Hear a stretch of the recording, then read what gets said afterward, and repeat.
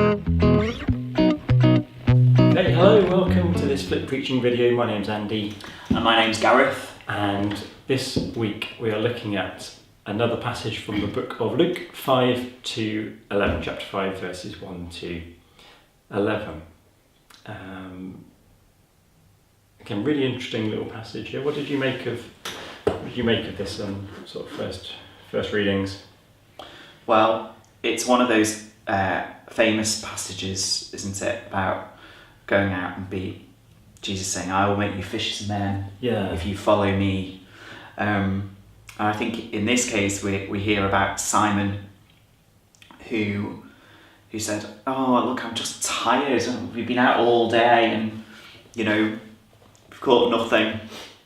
But Jesus says, "No, put your nets down and you will catch." He trusts and he follows. Yeah. It's fascinating. Yeah, I think it's okay to use this as an analogy for the church and for our mission. This idea that we can get tired out. Yeah. We can get tired out and not seeing the results that we wish that we had. Yeah. But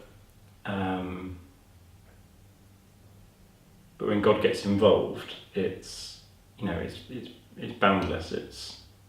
I really see this thing of we need to just really trust. Yeah. That God has it, doesn't he?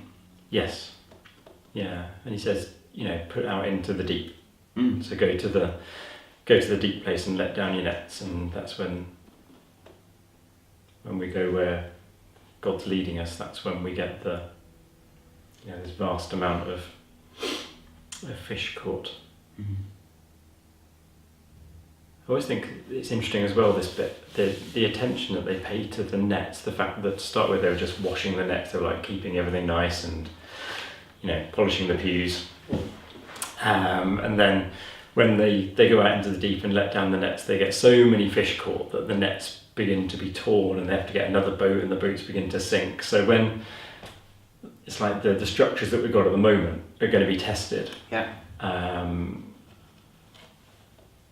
But it's good. You don't want to go back to the nice untorn, empty, nice clean nets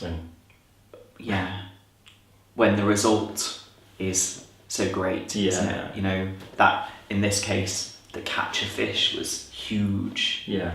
I think that's same in our churches, isn't it? Yeah, definitely.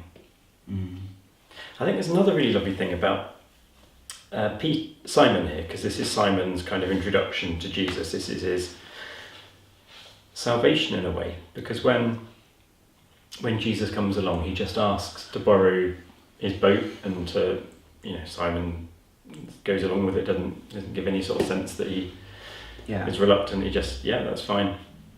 And from that moment when Jesus said, "Can I borrow your boat?" and he said yes, that's how Jesus kind of entered into his life. That's how he got in. Yeah.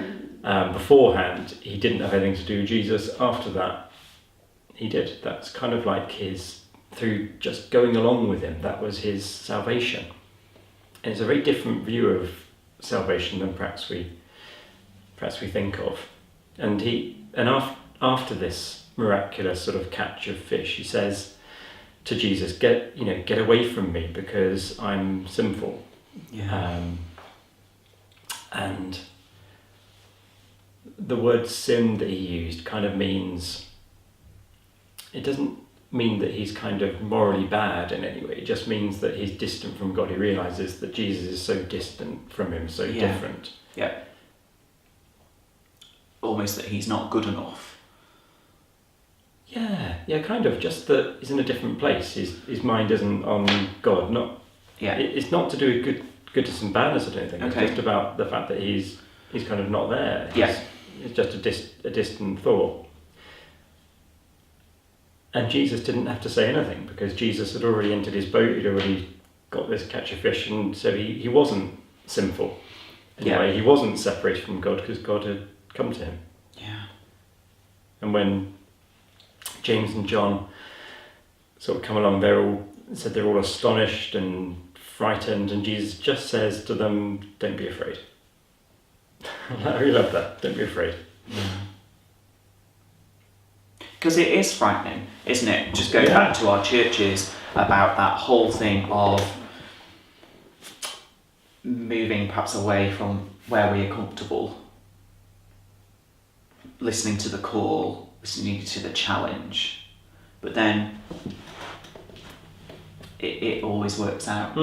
Yeah, and it's a challenge. It says that, the last bit in verse 11, they, left behind everything. Yeah. And followed him. So once you've got a vision of who God is, and once you've got that calling, then things that did matter don't seem to matter anymore. No.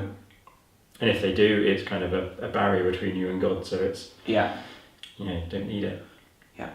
But really challenging, but really good. So sin is just about how much barrier there is between you and God, and the barrier is not on God's side. God's already kind of in the boat and and using you. Yeah. Great. Right. I wonder what you make of that passage. It's the one that you've, I'm sure, heard before. It's even got a famous song written about it, the "I Will Make You Fishers of Men," which we're not going to try and put off fish today. So hopefully that's given you some things to think about. I wonder what you make of this passage. So we'll see you soon. Take care. Bye-bye. Bye-bye.